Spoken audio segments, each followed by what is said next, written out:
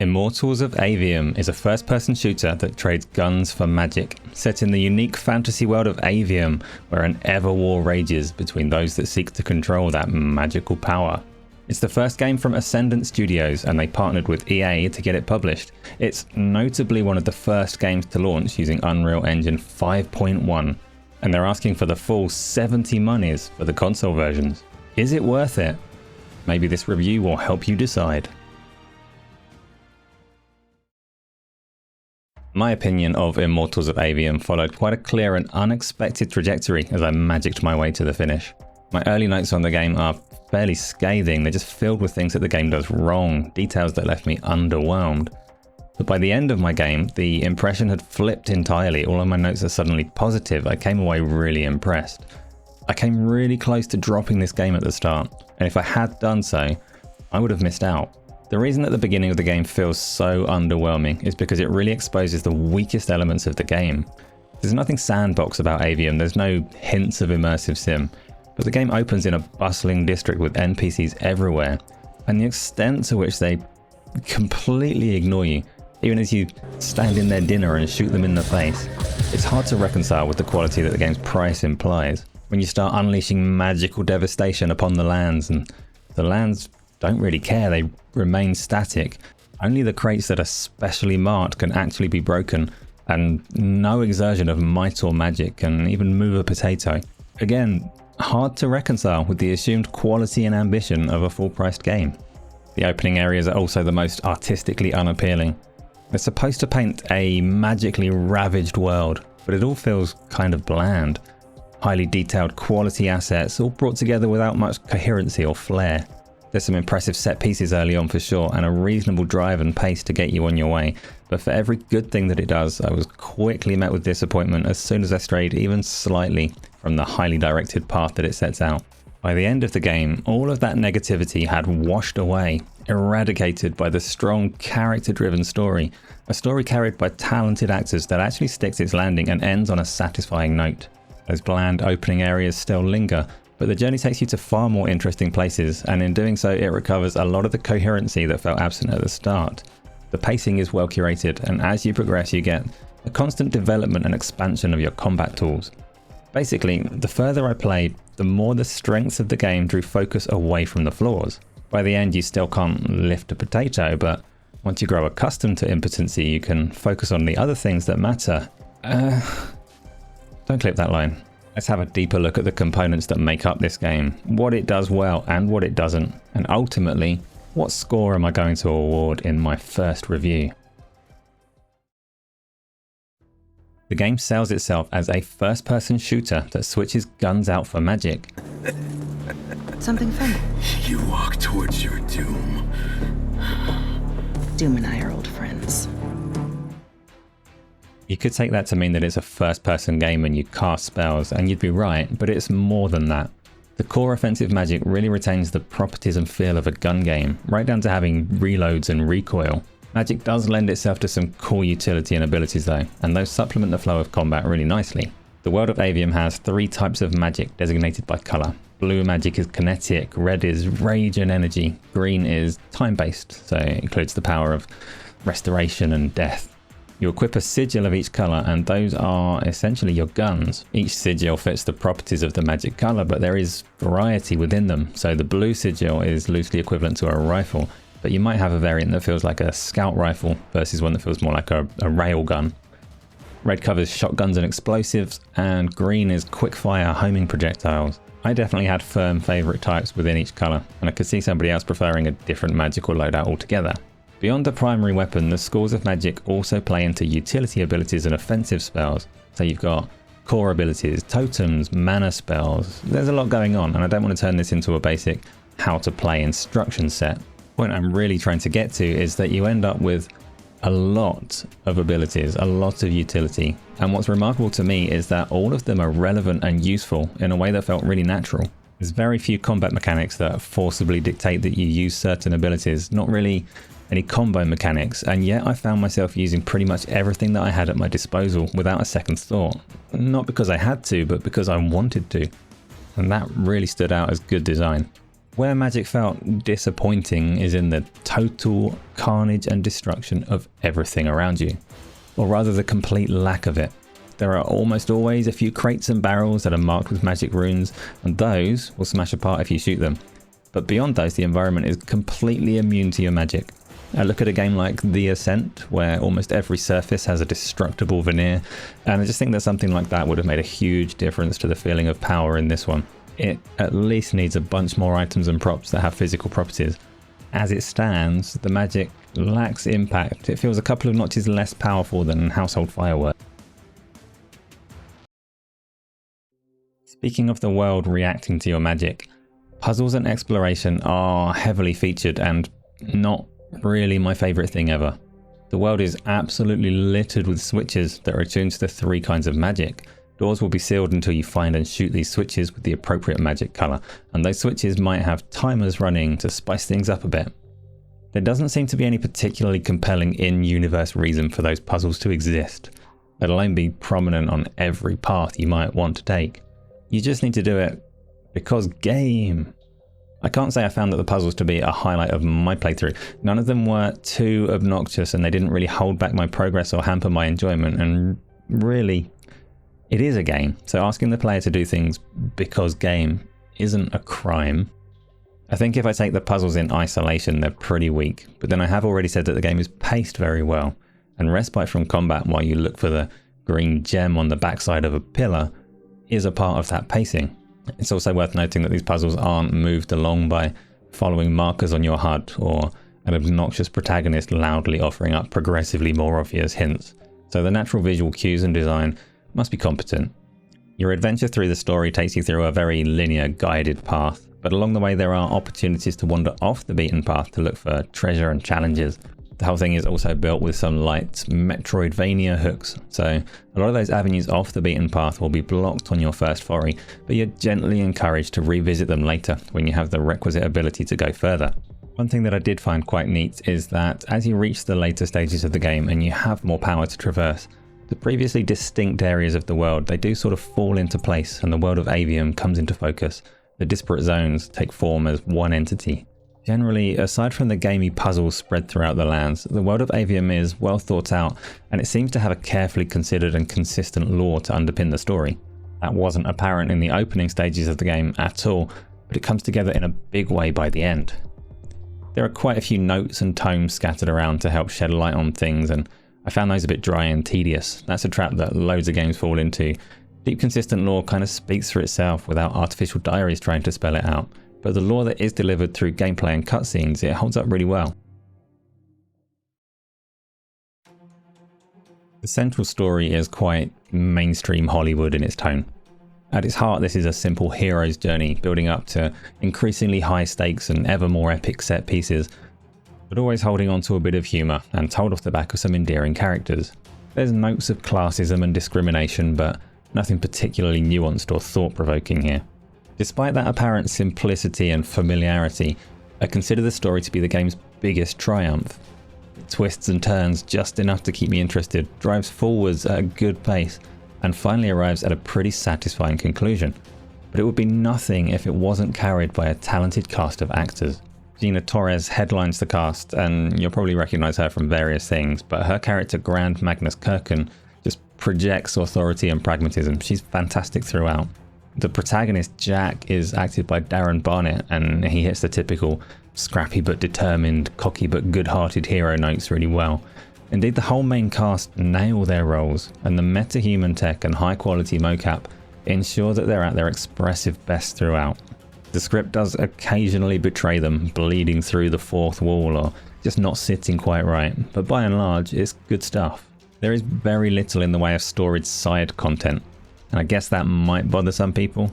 I played this off the back of a sprawling Starfield and Baldur's Gate 3 campaigns, so streamlined and carefully paced story struck me as a breath of fresh air, but I wouldn't be entirely surprised if other people playing with different context find that a little less endearing. Even the most exciting stories fall flat without good audio. Fortunately, my ears enjoyed themselves with Immortals of Aveum. The OST features some rousing fantasy themes, really distinct ambient pieces, and suitably energetic backing for combat. Effects are high quality as well, with excitable spell effects and subtle chimes as you complete puzzles. The positional audio came in clutch in combat so many times. It's just good sound design. The only really notable exception for me was where background NPCs are involved. Sometimes you can see them conversing, other times they're just present. But rather than hearing actual conversations in these circumstances, you get a kind of background chatter effect with multiple voices at some distance from a microphone and excessive reverb applied. This bit sounds sort of like someone left a microphone recording in the studio by accident while their group of colleagues from the IT department had a conversation about mail servers and printing problems.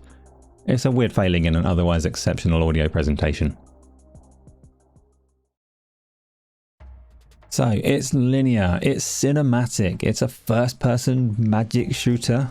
It's 2023, the whole concept sounds like it is begging for RPG elements. Jack learns loads of skills and abilities as the game progresses. They come really thick and fast at the start of the game, but the delivery of new toys never fully lets up. And every skill that you learn is immediately useful, immediately disrupts the rhythm of play. But somehow, none of them ever displace the skills that you've already acquired. That's some outstanding work, honestly. There's also a talent tree that lets you focus on updating the 3 schools of magic in ways that suit you. And this system actually proved quite meaningful. The choices that I made for my playthrough significantly changed the flow of combat, yet never quite threw the core concepts out of sync. For example, the dynamic between using the shield and the dash was fundamentally altered by my talent choices, but they both remained integral to combat. By the end of the game, I was nowhere close to filling out the talent trees, so it's not one of those systems that offers slight deviations in a journey that ends with the same build. The choices were actually quite meaningful, but not so much that your Jack would be a completely different Jack to mine. The game features a loot system that includes your weapons as well as totems, rings and braces, with power levels and rarity as you'd expect. The items have just about enough flavour that you'll want to at least read what they do. Loot is mostly found in treasure chests around the world. There is also a very light crafting system that unlocks options as you progress through the game, just to make sure that you can't really get caught out too badly. Oh, and each item is quite intricately modelled and visible on or in your hands. And some of the totems definitely unequivocally look like butt plugs. I'm just saying. The game also occasionally throws up a choice and no consequence dialogue option. These are shallow, meaningless choices. The stuff that you say has 0 ramifications outside of the line that you get as a direct response. And even in the moment, none of the choices carried any weight. Immortals of Aveum is not an RPG.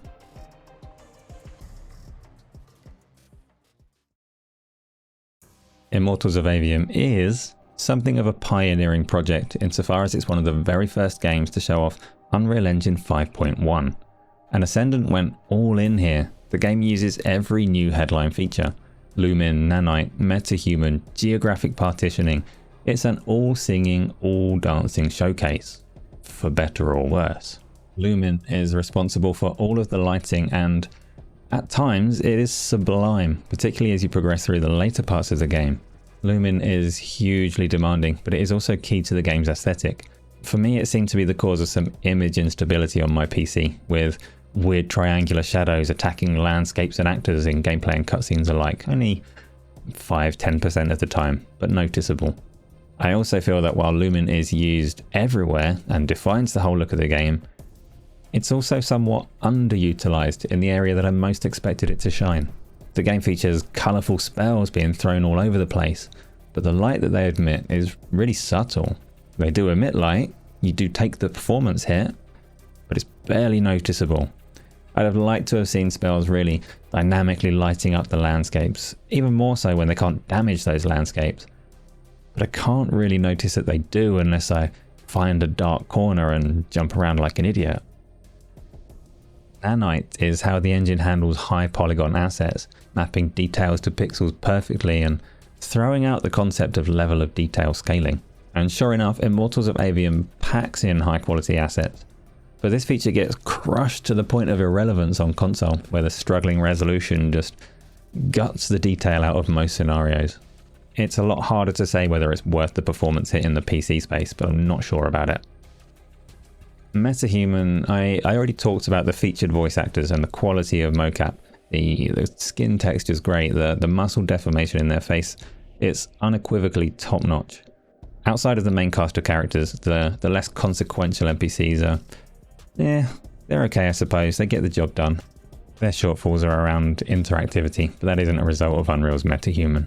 Geographic partitioning, to be honest, it's hard for me to place what will be different without it. That's not necessarily a bad thing. Sometimes good tech that's doing its job isn't supposed to be that noticeable, but yeah, I don't have a lot to say about it.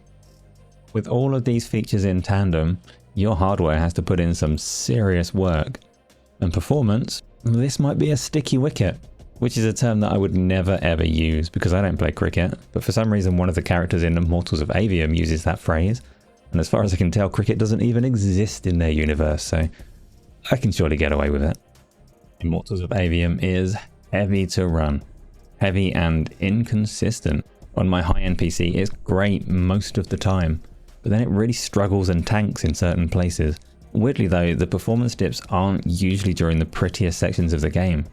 It's not crumbling under the weight of magic fireworks. Even the most spectacular set pieces run smoothly, but some of the more mundane areas of the overworld cause noticeable drops in performance that no amount of DLSS or FSR can compensate for. Still, outside of the lighting glitches and a few stodgy areas, I wasn't dissatisfied with the PC performance or visual fidelity. On the Xbox Series X version, all of the big Unreal Engine features make it across and all of the art is intact, but perhaps more heavy compromises should have been made. There's a big sacrifice in the resolution of the game. I'm not counting pixels or getting into the intricacies of the upscaling here, just looking at the end result. So much of the crisp detail gets siphoned out of the image, and there's an excessive sharpening effect that I'd say fails to help the situation. Even with the sacrifice to resolution, the game struggles to maintain 60 frames per second at the best of times. Though I felt that it does maintain a decent enough latency and feel, your mileage might vary on that point. I think on the console side in particular, you can look at the Unreal Engine 5 bells and whistles side by side against other AAA games and probably come to the conclusion that the cutting edge of technology isn't delivering an overall improvement over what came before. You can sense a target quality that sits just out of reach. The takeaway for me is that oftentimes the tech and art come together in ways that look astounding, but then on other occasions one lets the other down. Either the art underwhelms or the tech falters in its delivery. I don't want to undersell the things that the game does well. Some of the set pieces are honestly epic and really impressive, but the occasions where looming glitches out or performance drops to a crawl in front of an expansive but otherwise kinda bland backdrop, I can't review the game without mentioning those issues. Oh, and no version supports HDR at all, because that would make the magic too powerful. Tech isn't the only area where the console versions warrant extra attention. There's a horrible discrepancy in price and therefore value as well. In the UK, the game costs 50 quid on PC and 70 on Xbox and PlayStation. Besides the campaign, Immortals features a bunch of collectibles and extra challenges, mostly found by revisiting locations when you've got more abilities. But there's no multiplayer, no new game plus, no story deviations to incentivize you to play again. It's a one and done game unless you really love it. The correct and fair price of games is a complicated topic with a lot of nuance to it. Materially, you could even say that the difference between 50 and 70 doesn't change the financial equation too heavily. Psychologically, I feel it matters. It shifts my perspective. A 70 money price point sets my expectations to a really high level. A 70 money game needs to be huge, or it needs to be top of the class in everything that it does and polished to excess to justify that standing. Immortals just isn't quite there. The PC price feels much more appropriate to me. I kinda hate saying that, because actually what you get for your money is a self-contained package, the likes of which is becoming increasingly rare in the AAA space. There's no microtransactions, there's no dark patterns trying to hook you in, just a clean, wholesome game to play as you see fit. Somehow I find myself begging the industry to keep making games like this, but simultaneously I complain that the price is too high. Food for thought, I guess. Also worth mentioning, of course, that as an EA game, it will come to EA Play and by extension Game Pass Ultimate, likely within a year, which is of course a very different value proposition. B75! This isn't going to mean anything at all right now, as this is my first review, so I'll provide a little bit of context. A number that indicates how good any game is, it doesn't really work for me. Games are just too complicated and diverse to stick on one universal scale like that. Or at least I'm not smart enough to come up with a fair scientific method.